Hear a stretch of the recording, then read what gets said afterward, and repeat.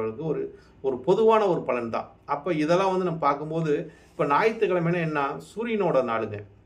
ஞாயித்துக்கிழமை வந்து ஒரு சூரியனோட ஆதிக்கம் மிக்க ஒரு நாள்.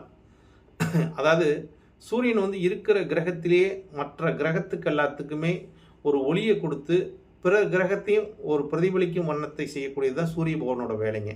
அதாவது நவக்கிரகத்திலும் நடுப்பகுதியில் இருப்பார். ஏன்னா மத்த கிரகம்லாம் ஓரத்தில தான் இருக்கும். சூரியன் மட்டும் நடுப்பகுதியில் இருப்பார்ன்னு வச்சுக்கங்களேன். அப்ப அந்த நடுப்பகுதியிலிருந்து அவரோட ஒளிய கொண்டு பிற கிரகங்களா ஒளி வீசக்கூடிய ஒரு தன்மை இருக்கு. அப்ப ஞாயிற்றுக்கிழமையில் பிறக்கிறவங்களுக்கு வந்து எப்பொழுதுமே பிறரை வந்து ஒரு வாழ வைக்கக்கூடிய தன்மையும், பிறரை அதிகாரம் பண்ணக்கூடிய தன்மையும், பிறரை அடக்கி ஆளணுங்கிற ஒரு தன்மையும், ஒரு வைராக்கியம் மிக்கவராக இருப்பார். அதாவது வைராக்கியம் மிக்கவராக இருக்கக்கூடிய ஒரு தன்மையும், சூரியன் என்றாவே ஒரு ஆதிக்கம் செலுத்தக்கூடியவர்களாக இருப்பார். அதனால தான் அந்த சூரியனுக்கு வந்து எப்பவுமே ஒரு ஆற்றல் பவர் எப்பவுமே ஒரு வைப்ரேஷன் உள்ளதுன்னு சொல்லுவோம்.